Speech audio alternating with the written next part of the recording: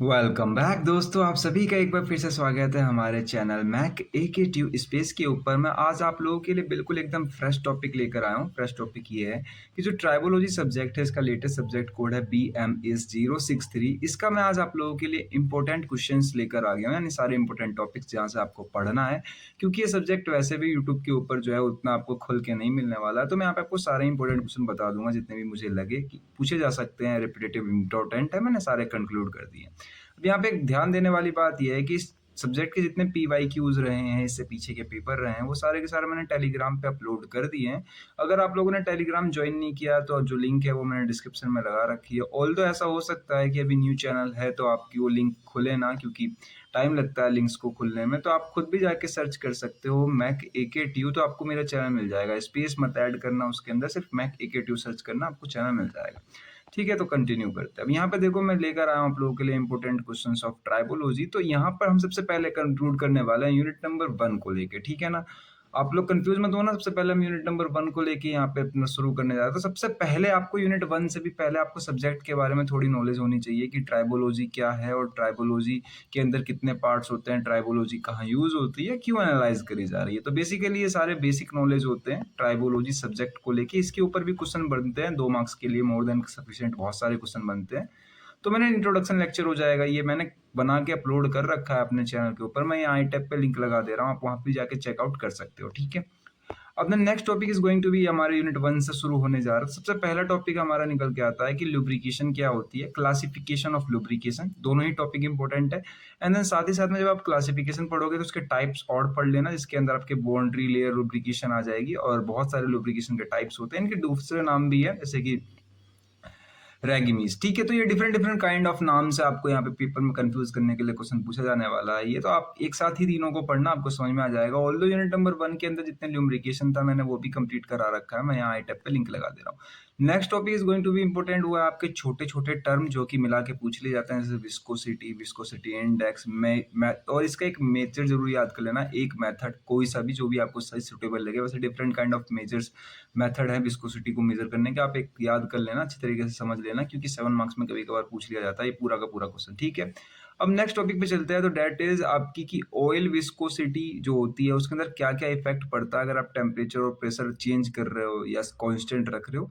तो ये क्वेश्चन पिछले ईयर जो है ये क्वेश्चन आया था, ये क्वेश्चन इंपॉर्टेंट भी है। Next is going to be super important, that is types of lubricant, जो कि हर साल पूछा जाता है। और as well as types of lubricants के अलावा मैंने कितने बार नोटिस किया है कि इसमें से बस खाली आपसे एक लुब्रिकेंट्स की प्रॉपर्टी पूछ ली जाएगी, तो सॉलिड की, नहीं तो लिक्विड की, और नहीं तो गैस की, ठीक है। तो आप तीनों ही पढ़ लेना, क्योंकि तीनों ही इंपॉर्टेंट है, ठीक है। यूनिट 1 में सिर्फ इतना ही है, इसके अलावा कुछ मत पढ़ना। अब आ जाओ यूनिट नंबर 2 के ऊपर। यूनिट नंबर 2 तो और छोटी है, क्योंकि छोटी इसलिए कि उसके अंदर 2 ही टॉपिक, एक बियर दूसरा friction.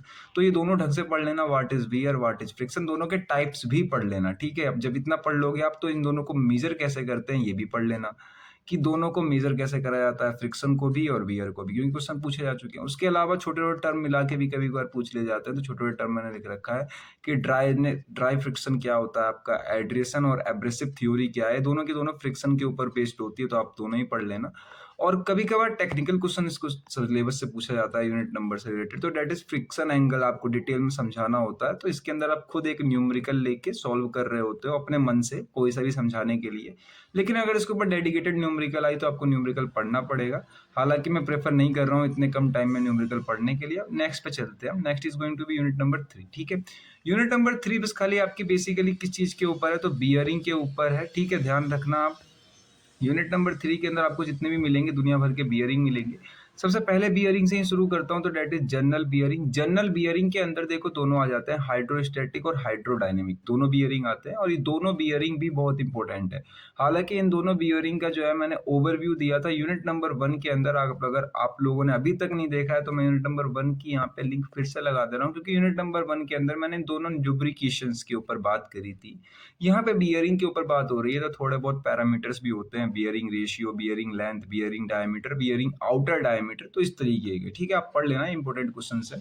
Next is going to be gas lubricant bearing, that means कि आप लुब्रिकेंट यहाँ पे यूज कर रहे हो गैसियस फॉर्म में, तो उस तरीके के बियरिंग कहाँ पे यूज होता है। तो जितने भी फूड प्लांट्स होते हैं, फ्लूड, जितना भी यहाँ पे आपका खाने से रिलेटेड कोई प्लांट की बियरिंग फैक्ट्री होती है जहाँ पे खाने बन रहे होते हैं बेसिकली, आप मान के चलो, तो वहाँ पे जितने भी बियरिंग्स यूज करे जाते हैं मशीनरी के अंदर, वो सारे के सारे गैसियस ही होते हैं, क्योंकि अगर यहाँ पे लिक्विड यूज करेंगे या सॉलिड यूज करेंगे, अगर वो खाने में गिर जाएगा, फूड में गिर जाएगा, तो टॉक्सी होते हैं बहुत ज्यादा, तो इंसान मर सकते हैं खा के वो खाना, बहुत ज्यादा केमिकल होते हैं उनके अंदर।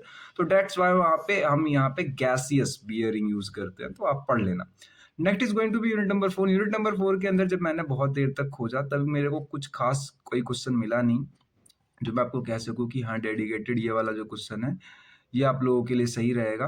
मुझे बस खाली एक क्वेश्चन मिला कि आप कोटिंग से रिलेटेड क्वेश्चन पूछ लेना, मतलब पढ़ लेना अच्छे तरीके से, कि कोटिंग जो होती है आपकी वियर और रेजिस्टेंस, और या फिर मतलब कोई सामान टूट रहा हो उसको बचाने के लिए हम कितने टाइप की कोटिंग करते हैं, या कोई सामान टूट कैसे रहा है, ठीक है, फटीक हो रहा है उसके अंदर, तो किस तरीके से हो रहा है। पहले एक छोटा सा स्क्रैच आ रहा है, फिर वो स्क्रैच और बड़ा होता जा रहा है, फिर वो स्क्रैच ब्रॉडली लेवल पे बड़ा हो जा रहा है, फिर आपका सामान जो है 2 टुकड़ों में टूट जा रहा है, ठीक है। तो बेसिकली ये टूटने के मेथड हो गए, किस तरीके से वियर की हेल्प से आपके सामान टूट रहे हैं और आपको बचाना कैसे है। तो उसके ऊपर सोडिक मतलब कोटिंग करनी है, सोडिक नहीं कोटिंग करनी है, सॉलिड्स की कोटिंग करनी है। तो ये क्वेश्चन इंपॉर्टेंट है, रिपीटेटिव पूछा भी जाता है यूनिट नंबर 4 से। अब आ जाता है यूनिट नंबर 5 के ऊपर।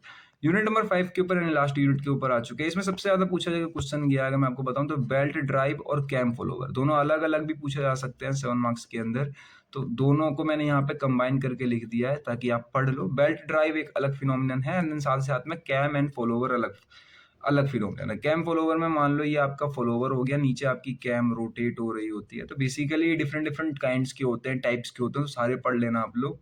बस इसके अंदर एक इंपॉर्टेंट क्वेश्चन ये हो गया। दूसरा आता है आपके कि पॉइंट कंटेक्ट लुब्रिकेशन क्या होता है। पॉइंट कंटेक्ट लुब्रिकेशन मतलब लुब्रिकेशन में जो है पॉइंट के थ्रू कंटेक्ट हो रही है दो मेटल के बीच में।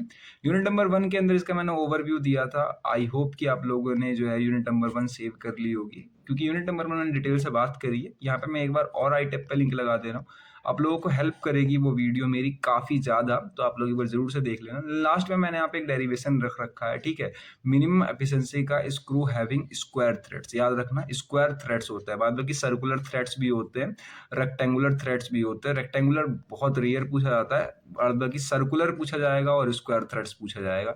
तो इन दोनों की देख लेना आप। अगर अगर एक ही की टाइम हो आपके पास, एक डेरिवेशन करने का टाइम हो, तो मैं सजेस्ट करूंगा कि स्क्रू वाला आप जिसमें स्क्वायर थ्रेड्स हो इसकी डेरिवेशन कर लेना मैक्सिमम एफिशिएंसी की।